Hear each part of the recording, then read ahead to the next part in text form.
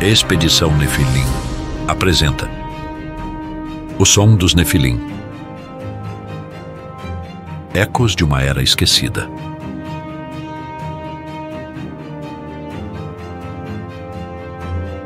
Volume 3. Por que as escolas não ensinam sobre a Suméria e sua rica mitologia, sendo que a região da Mesopotâmia, onde ficava a Suméria, é considerada o berço da civilização? Esta é uma excelente pergunta. Reflitamos. Será que essa omissão representa apenas uma falta de interesse genuíno em explorar a diversidade cultural e histórica do mundo antigo? Ou talvez haja uma relutância em desviar-se do currículo estabelecido, que muitas vezes privilegia determinados períodos históricos em detrimento de outros menos conhecidos? O mais provável é que essa ausência de informações básicas sobre o berço da civilização nos ensinos fundamentais seja uma forma sutil de controlar o conhecimento, evitando despertar nas pessoas, desde a tenra idade, questionamentos que possam desafiar as estruturas estabelecidas. É importante refletir sobre como o ensino da história molda nossa compreensão do mundo e quais narrativas estão sendo promovidas ou omitidas. Os Anunnaki são anjos? Aqueles tais anjos caídos citados na Bíblia e em outros livros? A resposta é sim e não.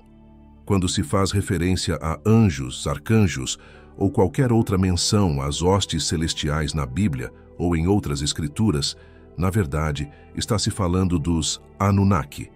Então, sim, de certa forma, eles podem ser considerados anjos nesse contexto. No entanto, é importante ressaltar que os Anunnaki não eram e não são celestiais, divinos ou imortais. Eles são simplesmente seres mais evoluídos do que nós, tanto intelectual quanto tecnologicamente. É crucial reconhecer essa distinção e não atribuir a eles características que vão além de sua evolução em certos aspectos.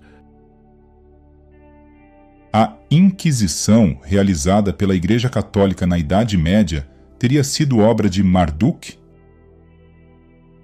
Excepcionalmente tudo o que ocorre no mundo é influenciado por eles.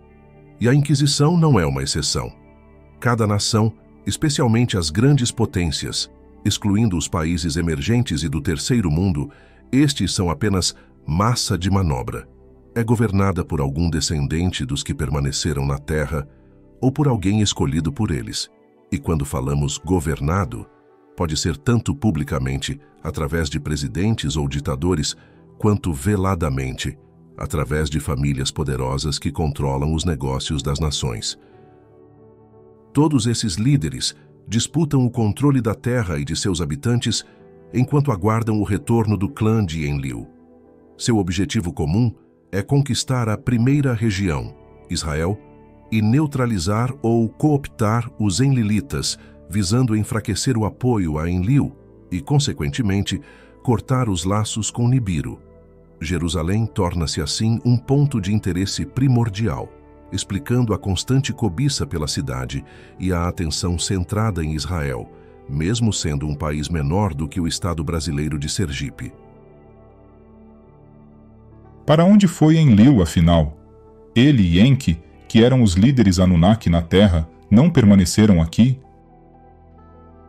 Sem se familiarizar com as obras de Zecharia Sitchin, não há como chegar a um entendimento coerente.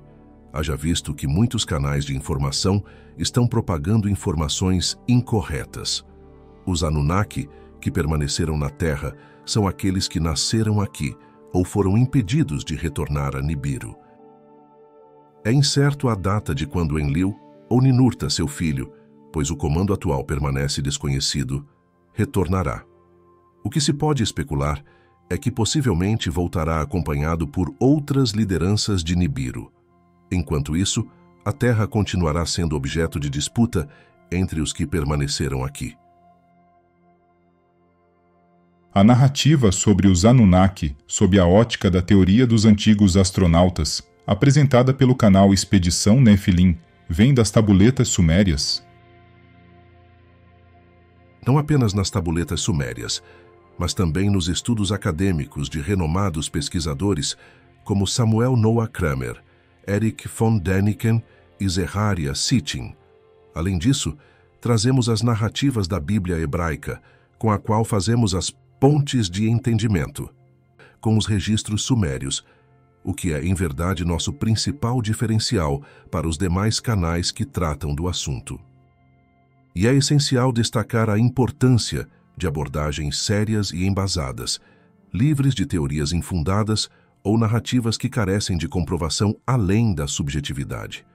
Ao explorar esse tema, é crucial exercer discernimento e cautela, especialmente diante de informações provenientes de fontes canalizadas, cuja veracidade pode ser deveras questionável.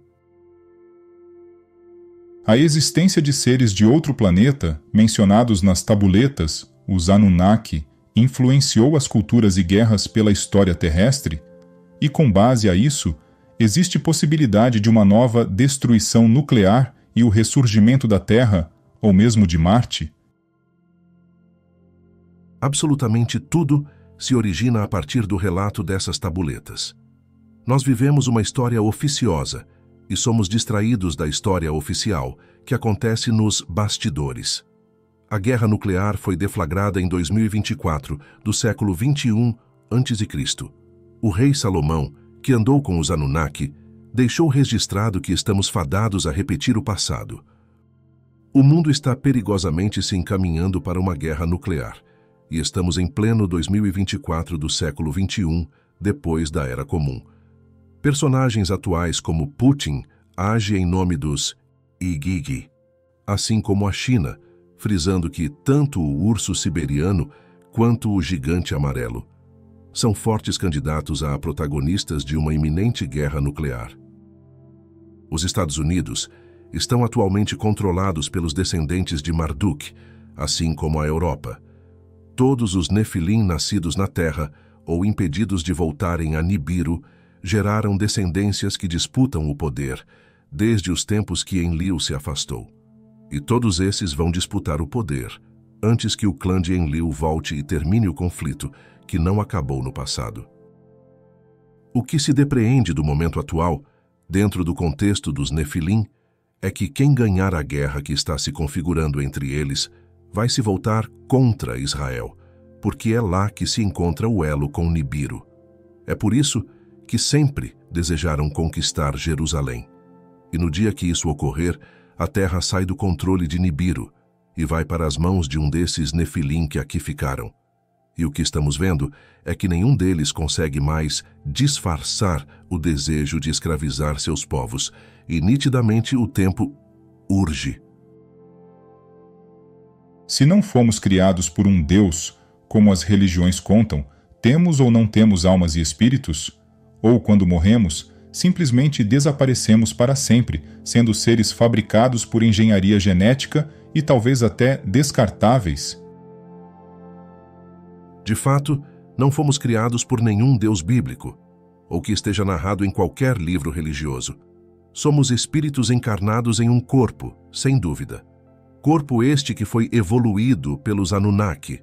Portanto, eles não são nem deuses, nem criadores de nada, mas geneticistas que fizeram uma engenharia por milhares de anos, até chegarem ao resultado que desejavam.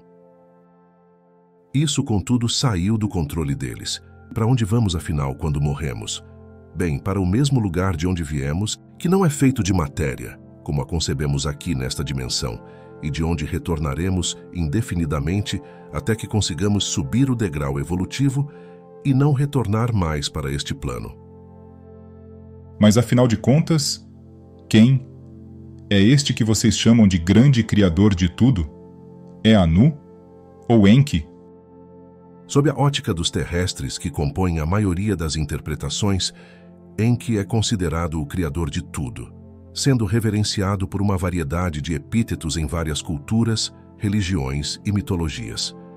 Por outro lado, na perspectiva dos próprios Anunnaki, o grande criador de tudo é reconhecido como o único Deus. Logo, podemos inferir que quando falamos de um ser ou entidade, ou força ou energia, como preferirem chamar, que esteja acima de tudo e de todos, definitivamente não estamos falando de Anunnaki algum. Zecharia Sitchin é contestado pelos estudiosos ortodoxos de escrita antiga. Fundamentar toda a história humana baseada nas traduções dele não é como acreditar em uma fantasia? Compreendemos que alguns, ou muitos como de fato acontece, podem questionar as interpretações e não traduções. Ele não traduziu, apenas interpretou o que estava traduzido, pois conhecia as línguas gravadas nas tabuletas de Sitchin, mas é importante reconhecer o valor de suas contribuições para o campo da pesquisa histórica e arqueológica. Apesar de seus críticos, os populares debunkers, Sitchin abriu novos caminhos de investigação e provocou debates significativos sobre a origem da humanidade e o papel dos Anunnaki em nossa história. E ele foi um dos alicerçadores da teoria dos antigos astronautas, que traz respostas para lacunas históricas que a ciência ortodoxa não consegue explicar e apenas ignora ou justifica. Quem são esses seres, os tais Anunnaki, tão avançados tecnologicamente, mas que aparentemente são atrasados espiritualmente? De onde vieram? E onde estão agora? E quando isso ocorreu? Da maneira que vocês falam, eles parecem até uma família comum, com suas mazelas e problemas diários. O progresso tecnológico não necessariamente reflete um avanço espiritual. E isso serve para qualquer raça no universo. Enquanto eles podem ser mais avançados em termos de tecnologia, isso não os coloca em um patamar isento de imperfeições humanas. Se após milhões de anos ainda cometem erros, isso ressalta a necessidade de melhorarmos nossa própria conduta. Em vez de nos preocuparmos com as ações deles, devemos focar em nós mesmos. Cada indivíduo, incluindo eles, é responsável por suas escolhas e pelas consequências que geram, impulsionando a evolução ou regressão espiritual. Não há punição ou recompensa divina, apenas as consequências de nossas ações. Quando as pessoas se tornarem mais conscientes e assumirem suas responsabilidades, o mundo será um lugar melhor. E uma última observação sobre esta questão. Não são eles que se parecem conosco como se uma família disfuncional comum e suas mazelas. Somos nós, que nos parecemos com eles. Afinal, fomos feitos à imagem e conforme a semelhança deles. Não é assim? É o que diz a Bíblia. Segundo foi dito, a última passagem de Nibiru foi há 13.000 anos. Quer dizer que estamos apenas a 3.587 anos para a próxima. É isso mesmo? Há um equívoco nessa afirmação. Não é verídico que a última passagem de Nibiru foi há 13.000 anos. Na verdade, aquela foi a última passagem que levou o nosso planeta ao esgotamento, o conhecido dilúvio universal, depois de todas as passagens anteriores. De lá para cá ele já passou 3 vezes, e sempre provocando alterações, menores, mas causou. E agora prepara-se para passar mais uma vez, dentro de 700 a 800 anos, aproximadamente. E é por isso que todas as potências mundiais estão com uma base na Antártida, porque é de baixo para cima que ele surge, e ninguém quer ser pego de surpresa dessa vez. E o que vai acontecer quando eles, os Anunnaki, voltarem? O que temos são inferências que podem ser feitas através de interpretações de todas as profecias messiânicas mundo afora, que deveriam ser entendidas como alertas de um cronograma previamente planejado. E com base a isto, sabemos que Enlil e Ninurta prometeram ou avisaram que retornarão para retomar o comando da Terra, após um tempo que ficaram retirados em Nibiru por ordem de Anu, deixando que os descendentes de Marduk e dos Igigi pudessem ter seu tão reclamado direito de comandar a Terra. E é muito provável que este retorno não será pacífico. Nós temos alma, corpo e espírito, conforme diz a Bíblia, e as histórias de EQM, experiências de quase morte, A vida após a morte? Ou quando morremos simplesmente deixamos de existir? Todos nós viemos de uma experiência genética que acelerou o ser simiesco primitivo até chegarmos nesse estágio em que nos encontramos.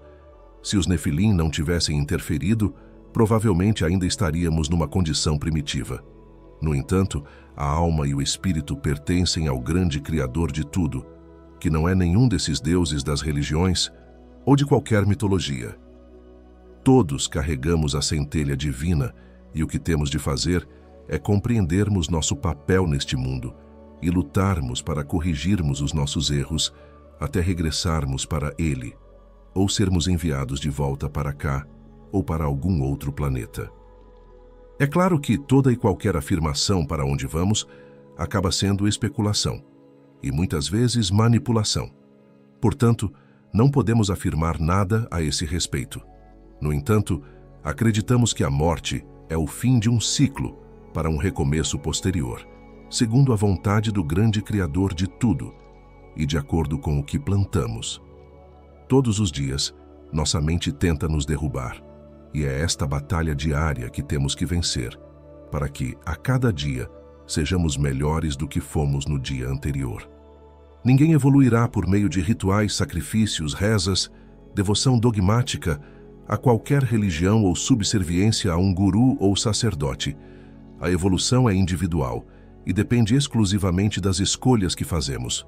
Para isso, recebemos o livre-arbítrio e devemos nos responsabilizar por nossos atos, sem esperar que um Deus qualquer fique 24 horas cuidando das besteiras que fazemos e nos salvando dos apuros em que nos metemos.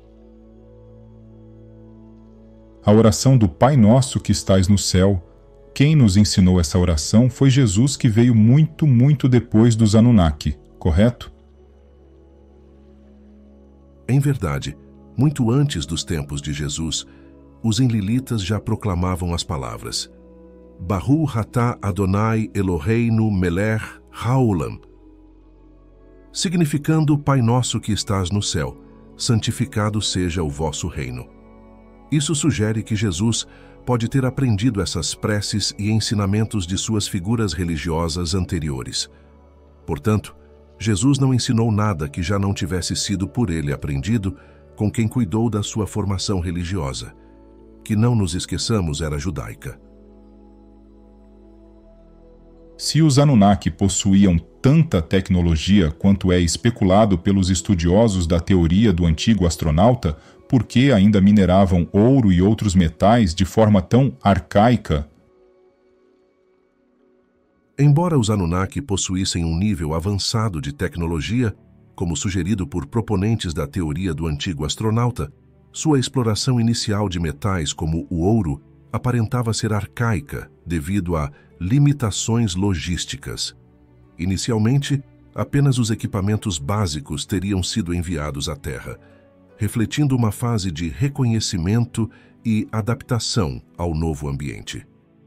Isso é semelhante à forma como a humanidade contemporânea planeja explorar Marte. Inicialmente, não teremos acesso imediato a toda a infraestrutura e tecnologia disponíveis na Terra. A logística para transportar tecnologia avançada é complexa e cara, e tal como os humanos modernos, os Anunnaki também enfrentaram esses desafios. Com o tempo, é plausível que eles tenham enviado equipamentos mais sofisticados para otimizar a mineração e outras atividades, conforme adaptavam suas operações e entendiam melhor as condições e recursos do nosso planeta. Assim, o que inicialmente pode parecer uma abordagem primitiva era, na verdade, um estágio inicial de um plano mais amplo e escalonado de colonização e exploração. Alalu assumiu o trono de Nibiru após matar o rei, tentou usar bombas atômicas para salvar o planeta, falhou e irritou Anu, que quebrou o tratado e favoreceu Enlil como governante. Está correto? Para esclarecer, Anu aceitou o cargo de copeiro real de grande importância naquela época, para evitar uma guerra fratricida no reino. Alalu tomou o trono por violência, sem direito legítimo de acordo com a lei da semente. Ele propôs o casamento de sua filha Damquina, e Anu aceitou para manter a paz, apesar das promessas não cumpridas de Alalu de passar o governo de Nibiru. O conflito não foi desencadeado pela raiva de Anu pelos erros de Alalu, mas pelo descontentamento geral dos nibiruanos com a situação. Após Alalu descobrir ouro na terra, Enki foi enviado para verificar a veracidade da descoberta, sendo Enki genro de Alalu. Anu não rompeu nenhum tratado, ele apenas manteve as leis de Nibiru. Pela lei da semente, Enlil seria seu sucessor ao trono, tornando-o o mais interessado em resolver os problemas de Nibiru. Estes são os fatos. Não é mais prudente considerarmos apenas os ensinamentos da Bíblia, ao invés de outros textos e escritos, como as tais tabuletas sumérias, por exemplo? A Bíblia, essencialmente a hebraica conhecida como Velho Testamento, mas que em verdade poderia ser chamada apenas de Único Testamento, é o melhor testemunho de que as tabuletas sumérias falam a verdade, pois inspirou-se nelas para contar a história dos nossos antepassados que conviveram com os Nefilim. Logo, considerarmos apenas uma das fontes em detrimento da outra, isso sim não é prudente. A Bíblia hebraica deve ser lida e interpretada não como um livro sagrado ou divino, mas como o registro mais completo, público e conhecido, é lógico, e importante da história da humanidade. Os Anunnaki foram para as terras nórdicas? Aqueles deuses da mitologia nórdica têm alguma coisa a ver com eles? Eles estiveram de fato em todas as partes do mundo. Todas as mitologias, todas as religiões, todos os mitos ancestrais de todos os povos tiveram origem neles. A mitologia nórdica não é diferente. A própria relação entre Odin, Thor e Loki, os conhecidos deuses da mitologia nórdica, nada mais é do que uma versão do relacionamento entre Anu, Enlil e Enki, os deuses, que não são deuses, da mitologia mesopotâmica, ou seja, os Anunnaki. E assim é com todos os deuses, de todas as mitologias, todos com a mesma origem. A produção artística dos vídeos do canal Expedição Nefilim é realmente impecável, mas a história parece desviar-se das narrativas da Bíblia Sagrada, misturando elementos de ciência, paganismo e mitos interplanetários. Como isso poderia ser considerado libertador? Compreendemos que divergências com narrativas tradicionais possam ser desconfortáveis, mas encorajamos uma abordagem aberta ao conhecimento, incluindo leitura e pesquisa sobre diversas perspectivas. Não nos posicionamos como gurus. Cada indivíduo é responsável por suas escolhas. É importante considerar a antiguidade de textos como as tabuletas sumérias, que são milhares de anos mais antigas que os textos bíblicos, oferecendo uma perspectiva ampla sobre as origens e evoluções das tradições espirituais. Os Anunnaki retornarão para governar a humanidade? Quem controla a humanidade atualmente e o ouro monoatômico tem algum papel nisso? A humanidade será compensada por suas adversidades? São questões interessantes as que você levanta, e, sinceramente, não podemos afirmar nada com total certeza. Porém, uma coisa é muito provável: serem tratados como deuses, como foram no passado, dificilmente serão novamente. Se vão se retratar por tudo o que causaram, acho difícil. Já viu algum ditador, rei, imperador pedir desculpas?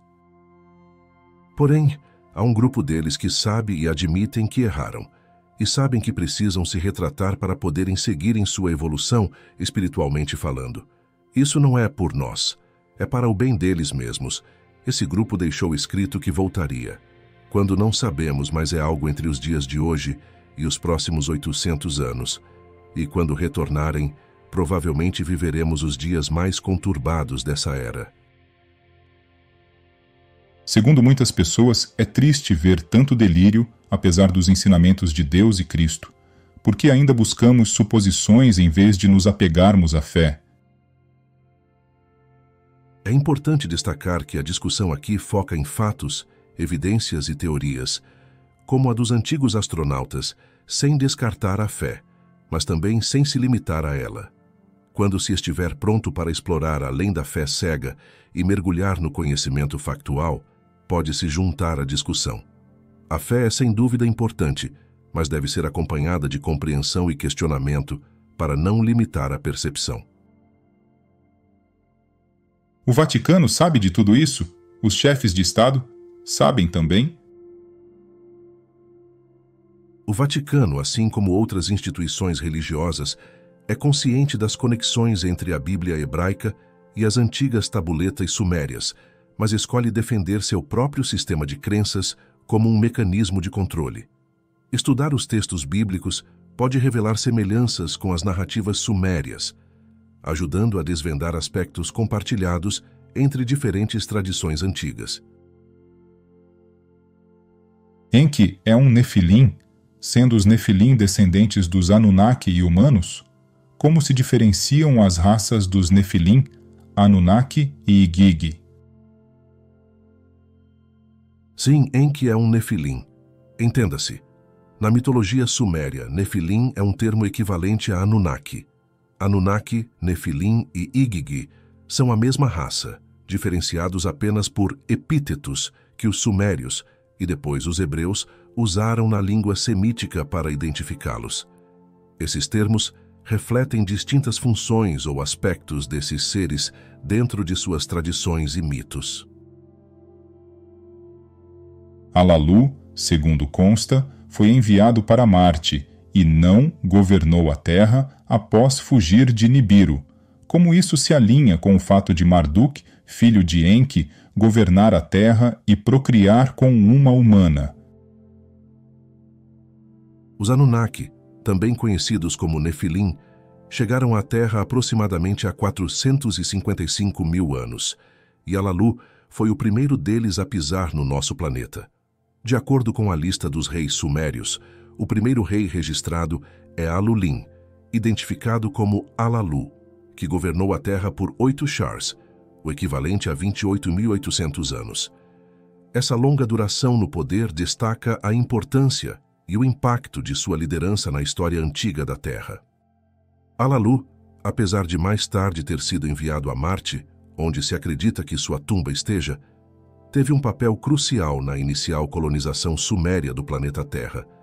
A história de Marduk, filho de Enki, que posteriormente reinou na Terra e se misturou com humanos, continua essa narrativa de influência e governança Anunnaki, mostrando a complexidade e a profundidade das interações entre os Anunnaki e a humanidade conforme registradas nas tradições sumérias. Quem foi o criador dos seres primitivos que receberam melhorias genéticas? Além disso, quem criou Nibiru, seu rei e os demais que vieram para a Terra? De acordo com as narrativas, Ninmah sugere que a evolução de sua própria espécie, milhões de anos atrás, pode ter sido similarmente induzida por uma raça superior. Esse processo envolveu acelerar o desenvolvimento de uma condição primitiva para uma mais avançada, exemplificado na transição do Homo erectus para o Homo sapiens. Isso indica que a origem de tal manipulação genética remonta a bilhões de anos atrás, ocorrendo inicialmente em outro planeta. Este ciclo de avanço evolutivo teria se repetido em cada novo planeta habitável encontrado. O impulso inicial para este primeiro processo evolutivo, que provavelmente foi muito mais prolongado do que os subsequentes, é atribuído ao grande Criador de tudo, sugerindo uma fonte primordial para todas as criações. Tudo isso que o canal Expedição Nefilim aborda parece ir de encontro no sentido de desdizer o que os religiosos pregam. Confere? Muitos podem encontrar dificuldades para aceitar essa visão, incluindo religiosos, fundamentalistas, ateus, agnósticos e estoicos. Isso ocorre porque todos que estão profundamente vinculados a qualquer uma dessas crenças ou sistemas de pensamento enfrentam barreiras ao compreender conceitos que desafiam suas estruturas estabelecidas. Como consequência, a libertação de tais matrizes torna-se um desafio significativo. Essa resistência pode ser ilustrada pela referência bíblica aos 144 mil escolhidos. Em um contexto global de quase 8 bilhões de pessoas, esse número sugere que apenas uma pequena fração pode estar pronta para despertar de suas crenças arraigadas a tempo de entender ou aceitar novas realidades. O livro de Enoque, que deveria estar na Bíblia, menciona que os anjos caídos foram expulsos e não vieram por livre e espontânea vontade.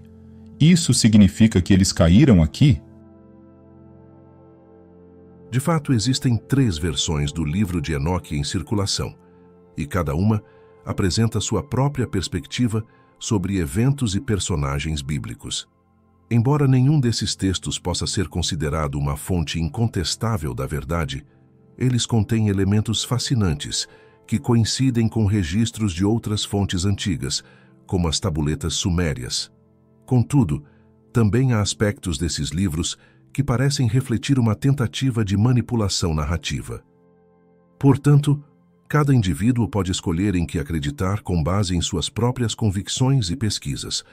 Nossa abordagem privilegia as tabuletas sumérias, que são documentos ainda mais antigos e precedem todas as narrativas conhecidas, incluindo aquelas atribuídas a Enoque. Já não está na hora desses deuses voltarem para o seu planeta e deixar a Terra e o ser humano em paz? O planeta está sob o controle deles, uma verdade inescapável que revela que, em essência, o planeta é deles. Existe uma intensa disputa entre essas entidades sobre quem terá o domínio final sobre a Terra. Diante dessa realidade, somos confrontados com escolhas críticas. Há apenas uma via segura de ação. Todas as demais são caminhos que nos levam ao abismo. Essa escolha é pessoal e reflete uma decisão sobre qual lado apoiar na luta pelo controle.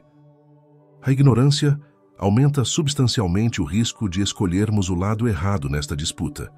Portanto, é através do conhecimento que podemos fazer a escolha certa, aquela que poderá nos levar à nossa emancipação e evolução. Nesse contexto, entender a verdade sobre quem comanda nosso planeta é crucial para a libertação humana. Certo, mas afinal de contas, quem?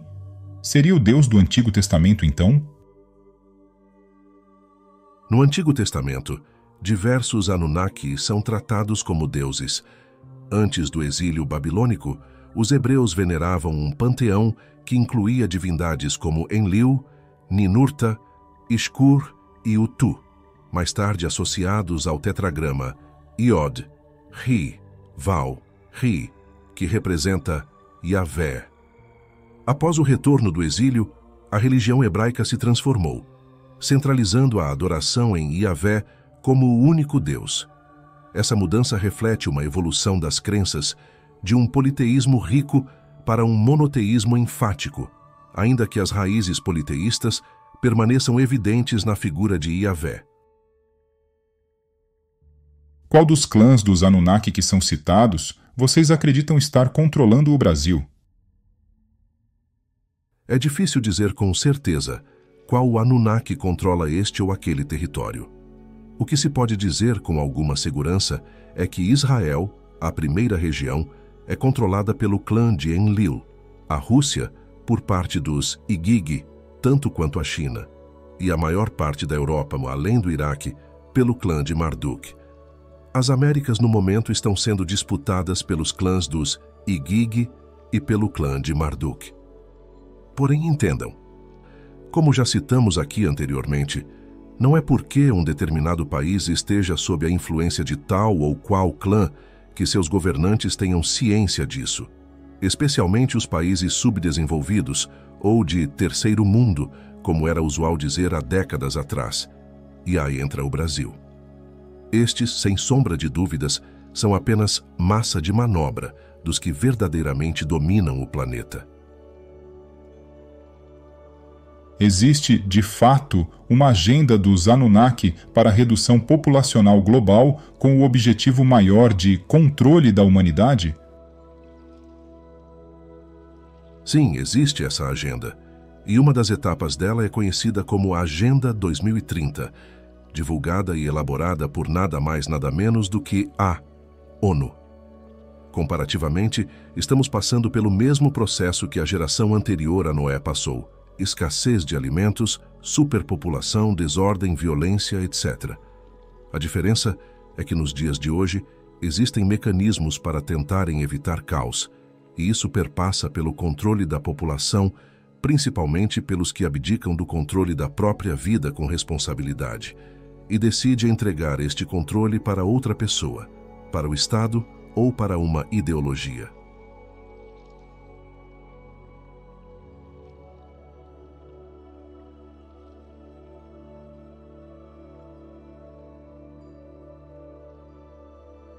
Texto: Quito Melo e Anderson Ernsten.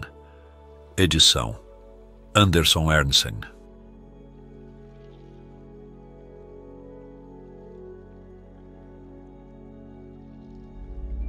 O tráfico humano é um negócio de 150 bilhões de dólares por ano. Os Estados Unidos são um dos principais destinos do tráfico humano e um dos maiores consumidores de sexo infantil. Há mais seres humanos na escravidão hoje do que em qualquer outro momento da história, mesmo quando a escravidão era legalizada. Milhões desses escravos são crianças. Não se cale, denuncie.